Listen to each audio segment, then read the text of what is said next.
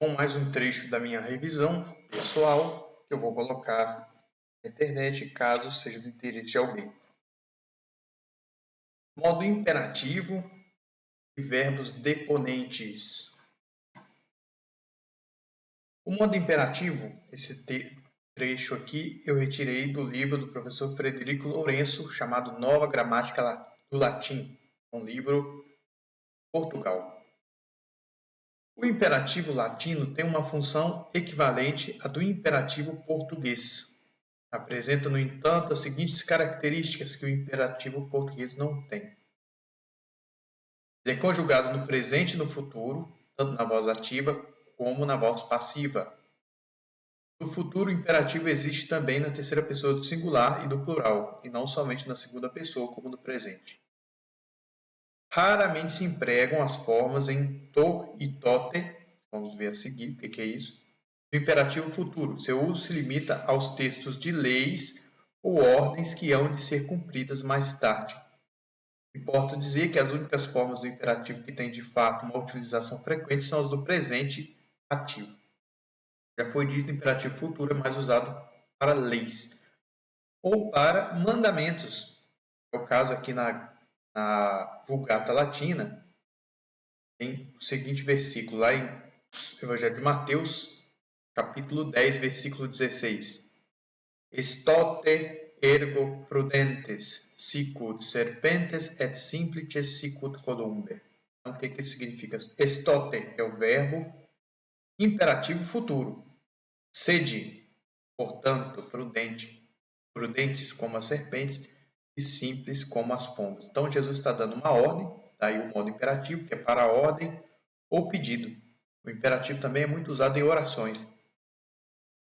Mas é uma ordem que vai ser cumprida no futuro, não é para eles serem naquele momento. No futuro, sede, portanto, prudentes como as serpentes e simples como as pombas.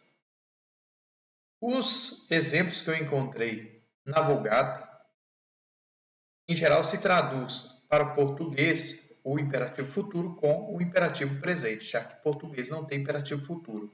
Mesmo nas leis, é utilizado o modo imperativo no presente. Então, aqui estão as desinências do imperativo. Primeira pessoa não tem, porque ninguém dá ordem para si, né?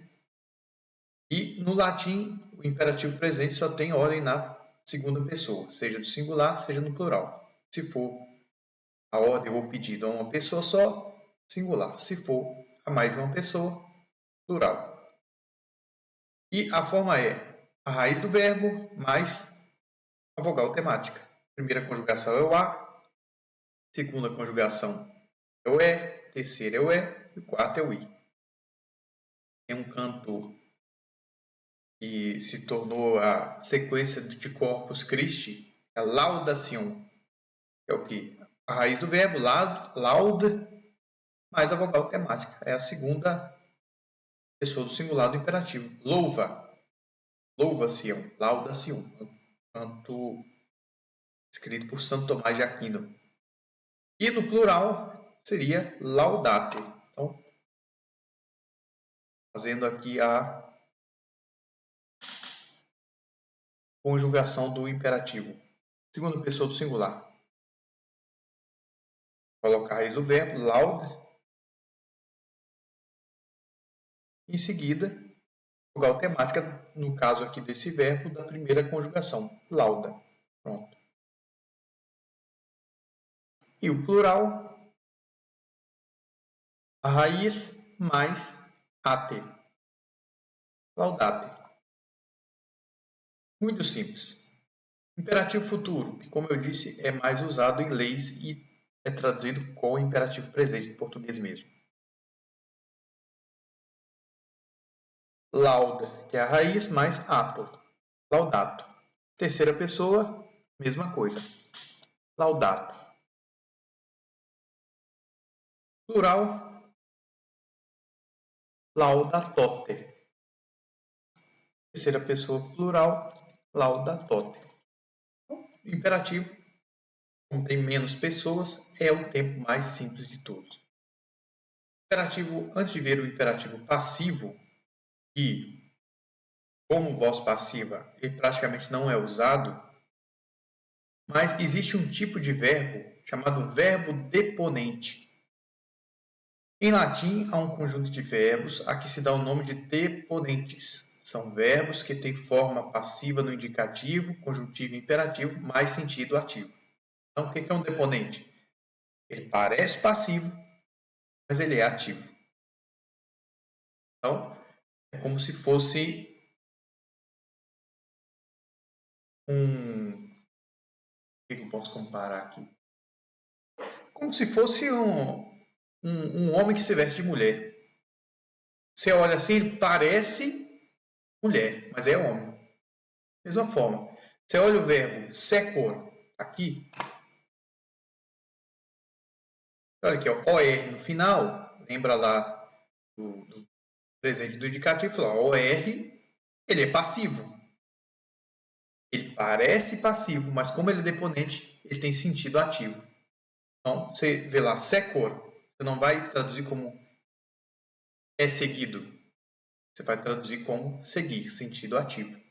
Então, a tradução dos deponentes é sempre em sentido ativo. Então, por exemplo, nascor. Parece passivo, mas não existe nascer. Então, vai traduzir como nasce, em sentido ativo.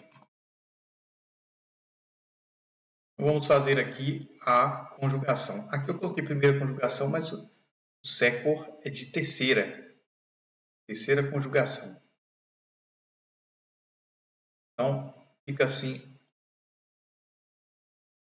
a conjugação dele de presente do indicativo. Secor, eu sigo. Sequeres, tu segues. Sequitur, ele segue. Sequimur, nós seguimos. Sequimini, vós seguis. Secuntur, ele segue. Tem uma falácia que chama non sequitur, ou seja, não segue. Vem desse verbo deponente aqui, secor. Da mesma forma, os demais. Se conjuga como se fosse passivo, mas se traduz com significado ativo, porque são verbos deponentes e os deponentes têm essa característica. E alguns verbos deponentes. Secor, que é seguir, profistiscor, que é partir, nascor, nascer, morior, morrer. Orior também é nascer, de onde vem Oriente, né? Que é onde nasce o Sol. Orior.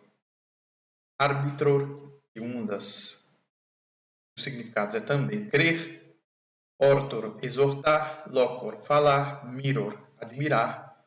Oblibiscor, esquecer. Nós são alguns a outros, mas todos têm essa característica. Forma passiva, quando você vai traduzir sentido ativo. Aqui o imperativo passivo e dos verbos deponentes. O passivo é a raiz do verbo mais are, ere, ire ou amini, emini, imini, imini. Só que ele é raríssimo, muito difícil num texto normal, a não ser quem vai, os arqueólogos, né, que vão estudar escritos aí de monumentos de Roma de 2.500 anos atrás, eles podem encontrar vestígios de leis ou algo nesse sentido. Agora, é raríssimo. Para nós, praticamente não tem interesse. E tem o imperativo dos verbos deponentes, que é essa coluna aqui. Ele tem a forma passiva, mas ele é ativo. Um exemplo aqui, locor. Então, loquere amitis. Segunda pessoa do singular do imperativo. Ele tem a forma passiva? Tem, mas ele é ativo, porque é um verbo deponente. Então, fale com os amigos. Verbos semideponentes. Que são verbos semideponentes? Os deponentes, eles inteiros têm a forma passiva. Os semideponentes, eles têm a forma passiva apenas nos tempos derivados do perfeito. eu fiz um vídeo dos temas derivados do presente. São o presente, o imperfeito e o futuro. Fiz um outro dos temas derivados do perfeito. Do indicativo são perfeito, o mais que perfeito e o futuro anterior. Então, esses três, o perfeito, o mais que perfeito e o futuro anterior, no caso do indicativo, no conjuntivo a gente vai ver mais para frente, esses 6 verbos, eles têm a forma passiva, só nesses tempos que usam a forma do perfeito. Então, por exemplo, aldeu significa usar. No presente, é um malzinho. Final O, final S, final T, como é de se esperar de um verbo no presente ativo. No perfeito, ele não tem a forma que a gente esperava de i, iste, it, que é aquilo que a gente espera no perfeito ativo.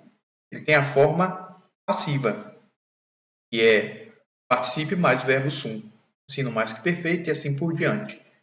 Somente esses 6 verbos, por isso eles são chamados de semideponentes, porque só uma parte deles parece passivo, mas é ativo. Os verbos são aldeu, usar, gaudeu, alegrar, soleu, e em português não tem pelo menos não me recordo de haver uma palavra semelhante, significa ser só que em latim isso é escrito com uma palavra só, soleu. Fido, fiar-se, confido, que é confiar, e diffido, que é desconfiar. Esses são os verbos semideponentes. E por fim, eu já coloquei aqui analisado uma música do Mozart, chamado Laudate Dominum, já que Laudate é segunda pessoa do plural imperativo. Laudate, vamos fazer a tradução dela aqui.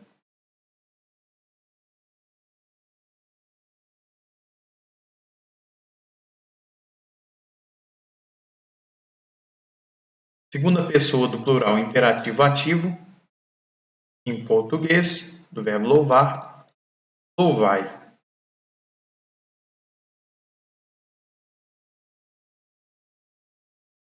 Louvai Dominum, Senhor, objeto direto.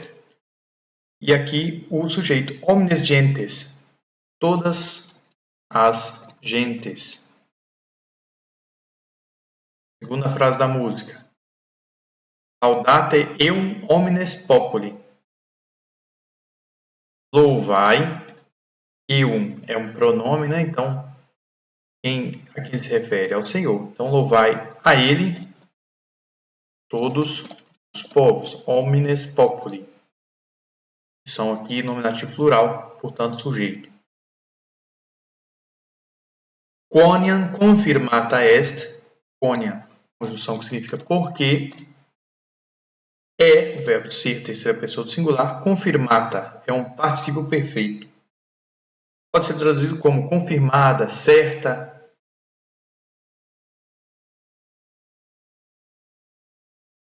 Super nós, sobre nós, misericórdia eius. Pode ser traduzido como a sua misericórdia. Et veritas, verita domini manet. E a verdade. Nativo singular, sujeito. A verdade do Senhor, domini. Genitivo singular, está especificando qual verdade é. Manet, permanece. O verbo permanecer na terceira pessoa do singular presente. Manet in aeternum. Permanece. Em português, o normal seria escrever na eternidade. Ou pela eternidade. E o finalzinho é Gloria Patri et Filio et Spiritui Sancto, sic ut erat in principio et nunc et semper et in saecula saeculorum.